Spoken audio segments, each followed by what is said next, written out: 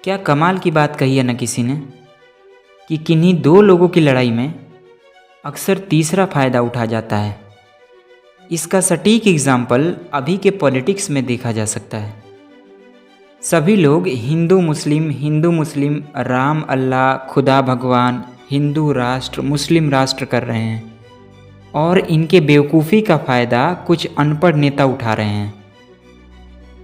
आप लगे रहोगे अपने अपने धर्म को बचाने में, आप लगे रहोगे अपने अपने खुदा भगवान को बचाने में, और तुम्हारे तूतू मैमे के आड़ में कुछ अच्छे विक्रेता देश की कीमती चीज़ें बेच खाएंगे। तुम्हारा ये वहम है कि तुम्हारे भगवान खतरे में हैं, तुम्हारा ये वहम है कि तुम्हारे खुदा खतरे में हैं और उनकी रक्षा करना तुम्हारा परम धर्म है।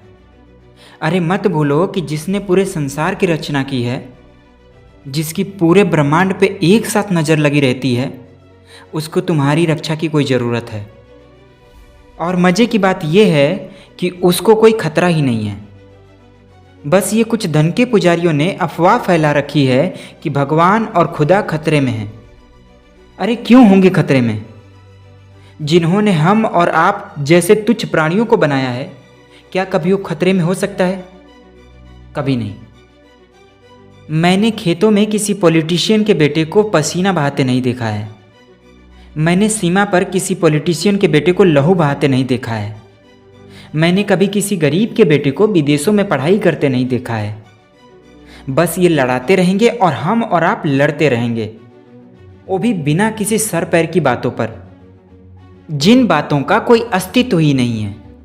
अगर ऐसे ही चलता रहा तो ये नेता आपको और आपके बच्चों को धर्म के लिए लड़ाएंगे और खुद और अपने बेटों को तुम्हारे ही पैसे पर ऐश कराएंगे। चॉइस आपके हाथ में है। पता नहीं आप लोग इन सांपों की बातों में कैसे आ जाते हैं, आप इनकी बातों पर कैसे विश्वास कर लेते हैं, जो सुबह शाम सिर्फ आपको ही आपस में लड़ाने की नई नई योजनाएं बनाते रहते हैं। उनकी बातों में आप पता नहीं कैसे आ जाते हैं, जिनको खुद इनके घर वाले ही नहीं पसंद करते हैं। पता नहीं आप क्यों इन्हें पसंद करने लगते हैं। क्या आपकी चॉइस इतनी ही गंदी है? आप अपने दिमाग का इस्तेमाल क्यों नहीं करते?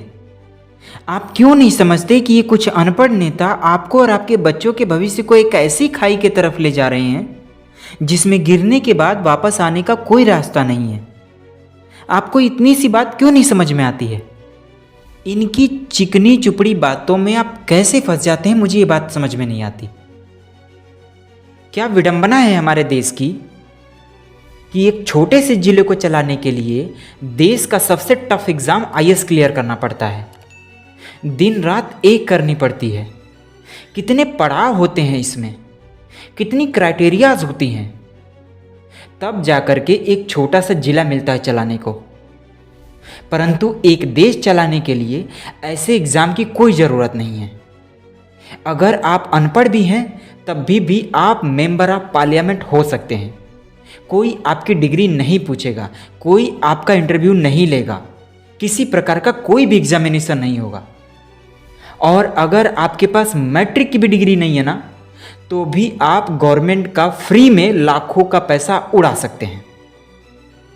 देखिए, देश का तब तक विकास नहीं हो सकता जब तक पढ़े लिखे और शिक्षित लोग इन अंगूठा छाप लोगों के नीचे काम करते रहेंगे और इनके आदेशों का पालन करते रहेंगे।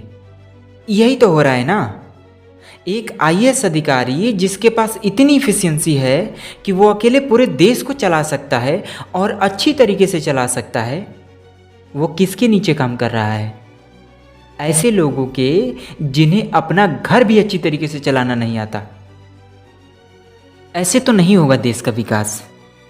हम और आप दिन रात मेहनत करते हैं और टैक्स पे करते हैं, तब जाके इनको इनकी सैलरी मिलती है। और सैलरी भी कितनी? लाखों में।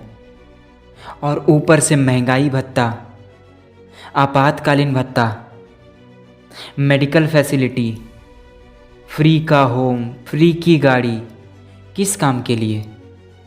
सिर्फ संसद में बैठ करके धोती कुर्ता फाड़ने के लिए और पोडियम पर हाथ मारने के लिए। ऐसे तो हो लिया देश का विकास और बन लिए हम विश्व गुरु। वो देश कभी भी आगे नहीं बढ़ सकता, वो देश कभी भी विकसित नहीं हो सकता जिस देश की बागडोर किसी अनपढ़ के हाथ में हो। भैया समझाने को तो बहुत कुछ है, कहने को तो बहुत कुछ है, पर समझदार के लिए इशारा ही काफ़ी। आप लड़ते रहो ऐसे ही बेफजूल की बातों पर, आप करते रहो हिंदू मुस्लिम सिख ईसाई, आप बनाते रहो हिंदू राष्ट्र मुस्लिम राष्ट्र। नोच कर खाने वाले आपको ऐसे ही नोच कर खाते रहेंगे। आप जब तक अपनी आंखों से अंधभक्ति का पर्दा नहीं उठाएंगे तब तक ये आपके वोट और आपके नोट पर ऐसे ही ऐश करते रहेंगे। तो चॉइस आपके हाथ में है। सो आज के लिए बस इतना ही। मिलते हैं किसी नई वीडियो में कुछ नए विचारों के साथ। तब तक के लिए दीजिए इजाज़त। जय हिंद।